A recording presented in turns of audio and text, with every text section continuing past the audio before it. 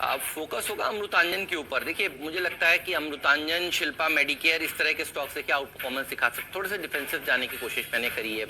और ये वो कंपनियां जिनका भारत में ज़्यादा एक्सपोजर है।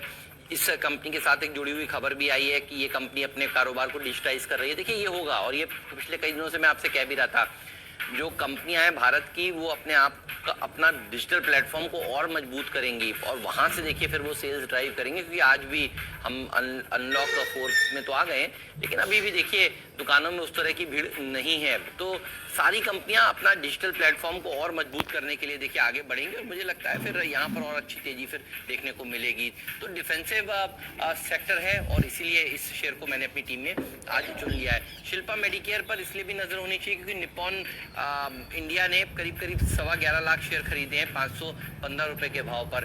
बेरिंग पी ने देखिए यहाँ पर शेयर बेचे हैं।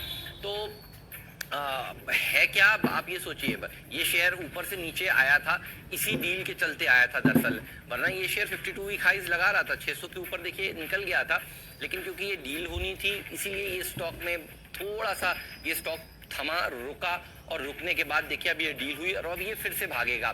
तो इसके ऊपर आपका फोकस होना चाहिए। और काफी समय से 400 रुपए के लेवल से लगातार देखिए मैं कह रहा हूँ, ये देखिए जो ऊपर से नीचे आया था दरअसल रिकवर होने के बाद, वो इसके कारण ही आया था। तो इनको बेचना था माल, अब इनका माल बिक गया है। और ये पी इन्वेस्टर्स होते हैं, देखिए ये कंपनी में इन्वेस्ट करते हैं और उसके बाद काफी समय तक होल्ड करते हैं और उसके बाद फिर अपना एग्जिट लेते हैं। तो उन्होंने एग्जिट लिया है। अब मुझे लगता है कि ये शेयर वापस से बढ़ने के लिए तैयार हो जाएगा, इसके ऊपर फोकस होना चाहिए। तो 2 डिफेंसेस के साथ मैं आज टीम की शुरुआत कर रहा हूँ। एसडीएफ निफ्टी लाल निशान में, तो सोचा डिफेंसिव सेक्टर के ऊपर क्यों ना फोकस किया जाए। हेलो दोस्तों, अगर आपने अभी तक अपना डीमैट अकाउंट नहीं खोला है तो आप फ्री में आप 5 पैसा के थ्रू अपना डीमैट अकाउंट बना सकते हैं। साथ ही साथ अगर आप हमारा रेफरल कोड यूज़ करते हो तो आपका ब्रोकरेज चार्जेस भी 0 लगेगी। और रेफरल कोड के लिए आप डिस्क्रिप्शन में जा सकते हो, वहाँ पर आपको रेफरल कोड भी मिल जाएगा और 5 पैसा का लिंक भी। चलिए दोस्तों, अभी ज्वाइन कीजिए।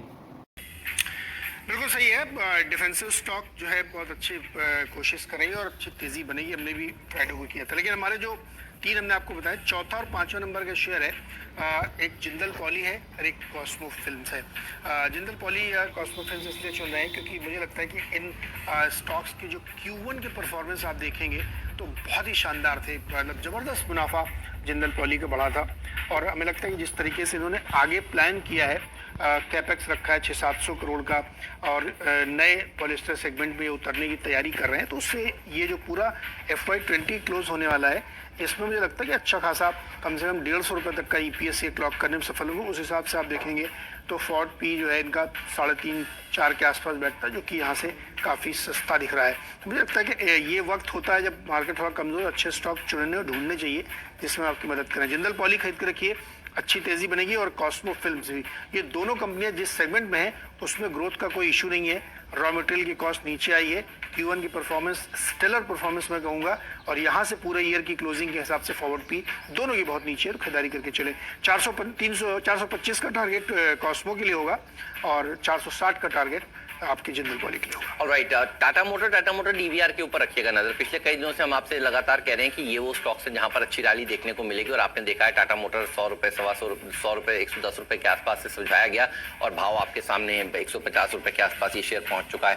मुझे लगता है यहाँ से और अच्छा तगड़ा प्रदर्शन देखने को मिलेगा। जब से AGM हुई है देखिए टाटा मोटर की, और उन्होंने ये कहा है कि वो 3 साल में डेट फ्री होना चाहते हैं, तब से इसमें एक अच्छा मूव देखने को मिला। अच्छा, फिर खबरें आ रही हैं कि स्क्रैपेज पॉलिसी के ऊपर सरकार जल्द विचार करेगी, उसको अमल में लाएगी। ये सारी चीजें हैं देखिए जो इस सेक्टर को बूस्टर डोज देगी। और वैसे भी GST काउंसिल की बैठक है देखिए अब आगे अगले हफ्ते, उसके ऊपर भी फोकस होगा। उसमें हालांकि एक्सपेक्टेशंस ये हो रही है कि 2 व्हीलर्स के ऊपर एक कट आ सकता है, रेट का 28 नहीं 18 हो सकता है। तो देखिए ये सब चीज़ें हैं जो ऑटो स्टॉक्स को भी बूस्टर डोज देंगी, तो मुझे लगता है इनके ऊपर नज़र होनी चाहिए। अच्छा, टाटा जो सन्स हैं उन्होंने टाटा मोटर के DVR में दरअसल निवेश किया है, ये डिस्क्लोजर भी सामने आ चुके हैं over the weekend.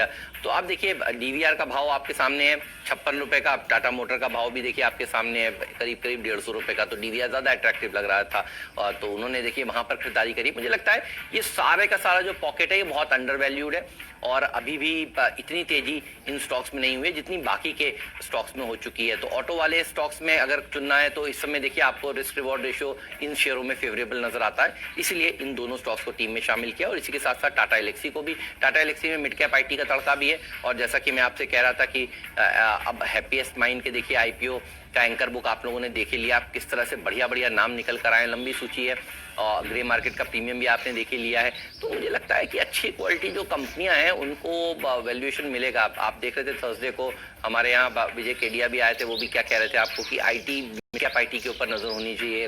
Ramco systems जो हम लोगों ने पकड़ा था स्टॉक 2020 में, आपने उसका भाव भी देख लिया, अब 100 रुपए से नीचे पकड़ा था, वो 250 रुपए का स्टॉक हो चुका है। Mid cap IT under valued है, अभी भी मुझे लगता है कि ये कंपनी भी बहुत अंडर वैल्यूड है और टाटा ग्रुप में तेजी होगी तो फिर इसमें भी एक अच्छी रैली देखने को मिलेगी। तो 5 खिलाड़ी मैंने भी अपने बता दिए हैं, अब बारी है मिस्टर डिपेंडेबल जानने की। तो मेरा जो मिस्टर डिपेंडेबल स्टॉक है वो है भारती एयरटेल। और भारती को इसलिए चुना है कि कल इन्होंने एक प्लान लॉन्च किया है और वो अनलिमिटेड ब्रॉडबैंड का प्लान है, 499 रुपये का मिनिमम है और इसमें बहुत सारे OTTs को बंडल कर दिया है, सेट टॉप बॉक्स और ये सब चीज़ें मिला करके। तो ये एक अट्रैक्टिव प्लान बनाने की कोशिश की, एक नई चीज़ डालने की। और दूसरे कई सारे प्लान्स हैं जिसमें मिनिमम स्पीड 40 Mbps की रखी है, जो कि नॉर्मली जो है बेहतर मानी जाती है, क्योंकि घरों पे आप देखिए तो 10-20 Mbps से ज़्यादा की स्पीड रियली एक्चुअली मिलती नहीं है। लेकिन अगर 40 Mbps प्रॉमिस कर रहे हैं तो ये अच्छा होगा और बहुत सारे प्लान्स रखे गए हैं।